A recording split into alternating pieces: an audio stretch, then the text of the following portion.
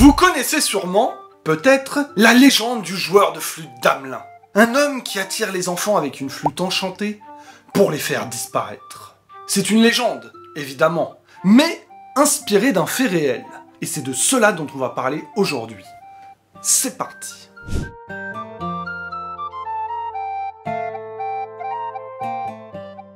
Avant de commencer, petit rappel habituel.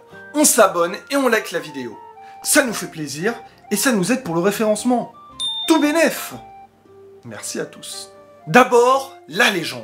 Le conte est ancien, mais il sera popularisé par les frères Grimm. En 1284, un homme étrange se présente au village de Hamelin en Allemagne et prétend pouvoir les délivrer de l'invasion de rats qui sévit. Moyennant finance, bien sûr. Rien n'est gratuit.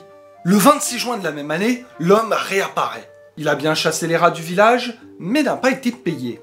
Dans la mafia, on met une tête de cheval sous ton lit. Mais là, la méthode est un peu différente. Notre homme est vêtu d'un couvre-chef pourpre. Ce qui n'est pas un hasard.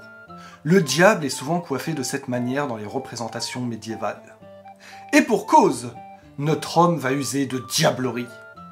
Il joue de la flûte, et à ce son, les 130 enfants du village sont irrésistiblement entraînés à le suivre. Ils vont ensuite disparaître dans une grotte. Seuls 3 de ces enfants échapperont à ce sort. L'un qui retourne au village récupérer sa veste, et 2 autres sourds et muets. Le handicap est parfois une chance.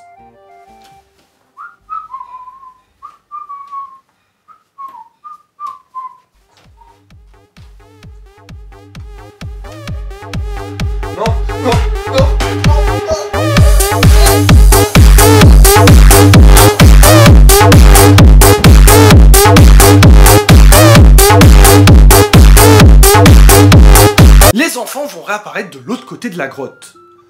En Transylvanie, balèze la grotte. Comme je vous l'ai dit, cette légende est bien ancienne. Elle est représentée pour la première fois en 1300 sur l'un des vitraux de l'église du village. Sauf que cette représentation parle d'un joueur de flûte qui attire des enfants, mais ne mentionne pas l'invasion de rats. Voyons ce qu'il en est de la véritable histoire du joueur de flûte d'Hamelin. Au Moyen-Âge, les rats infestaient les villes. Plus qu'aujourd'hui à Paris. Oui, c'est possible. On ne les considérait pas encore comme les vecteurs de transmission de la peste, mais ils détruisaient les récoltes de céréales. L'existence des dératiseurs devenait donc vitale. Mais ils n'étaient pas pour autant bien traités. Au contraire, tout le monde les évitait. Personne ne voulait côtoyer ces pestiférés. Ils allaient de ville en ville sans jamais avoir le droit à la citoyenneté. Leur méthode était assez simple. Piège et poison. Les mêmes qu'aujourd'hui. Mais aussi, et c'est plus surprenant, le son de la flûte. Intriguant. Les historiens ont donc pensé que le conte du joueur de flûte d'Hamelin était inspiré de faits réels qui seraient mythifiés avec le temps. Il n'y a pas de traces montrant que la ville aurait fait appel à des dératiseurs. Mais un autre point va attirer notre attention. En 1284, l'année de la légende, le village a souffert d'une famine provoquée par une invasion de rats qui dévorent les récoltes de céréales. Cette famine pousse de nombreux jeunes à quitter la région pour de meilleures conditions de vie.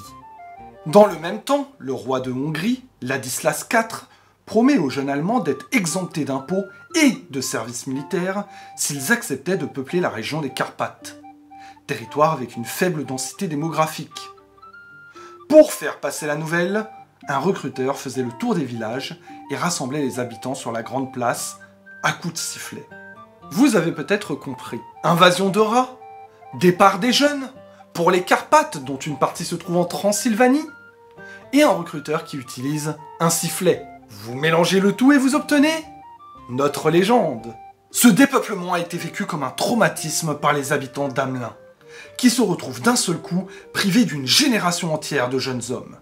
La légende sera ensuite popularisée par les frères Grimm, qui en feront une histoire romancée, bien éloignée de la réalité. J'aime beaucoup ce genre d'histoire, savoir d'où viennent les mythes, qu'est-ce qui les inspire. Cette vidéo était plutôt courte, mais j'avais quand même envie de vous la raconter. C'est la fin de cette vidéo, on espère que vous allez l'apprécier, mettre des likes et commenter. Si vous aimez les petites histoires de ce genre, n'hésitez pas à nous suivre sur Instagram et sur TikTok. Vous pouvez également nous soutenir sur Tipeee, le lien est dans la description. Nous, on se retrouve bientôt pour une nouvelle histoire, et à la prochaine.